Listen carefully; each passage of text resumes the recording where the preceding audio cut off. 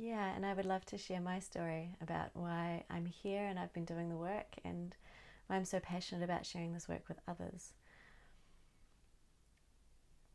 Probably 10 years ago, I was having very painful sex.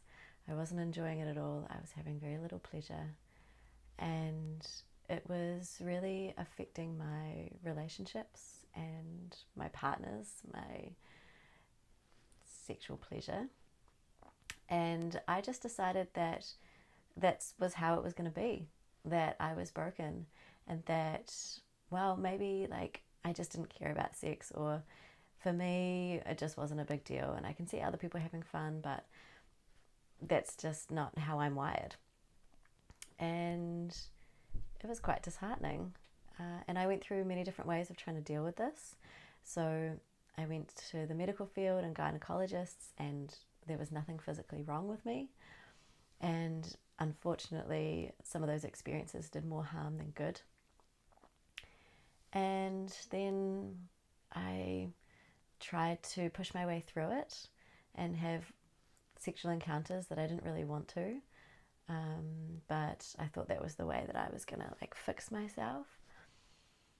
And then I also went through a big period of just avoidance and abstinence, and didn't want to be involved in sexual activity at all.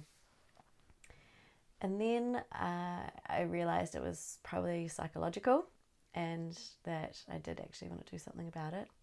And I had been avoiding this for about 7 years at this stage. I'd heard about Tantra for that long, and I'd been dabbling in it. I'd definitely been dabbling in it, but I wasn't fully in it. And then about 3 years ago, I dove right on in and really committed.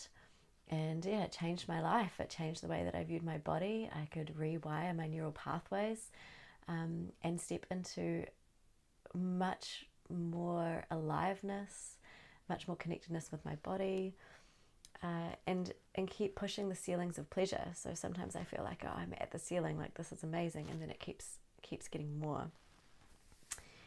And it also doesn't mean that I don't have things come up still.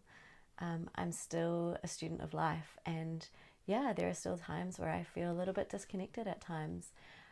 And making sexuality a priority has allowed me to learn the tools to be able to navigate those periods a lot easier, and they're much less. And I can honestly say that I've had some experiences that are quite mind-blowing that I didn't even know that could exist. And this is possible for everybody, whether you're with a partner or not, wherever you are in your journey.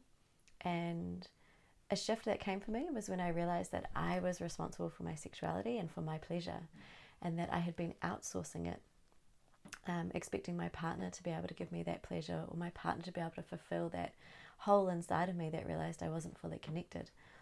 And when I took radical self-responsibility and decided that I was the one that was going to fulfill my own pleasure needs and have a full cup and meet my partner with a full cup, then that's when aliveness and bliss started to flow.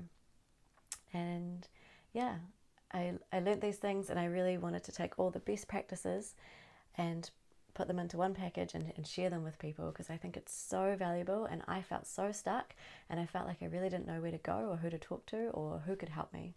And I'm hoping to fill that hole or that gap for some women, and provide a safe space for them to explore.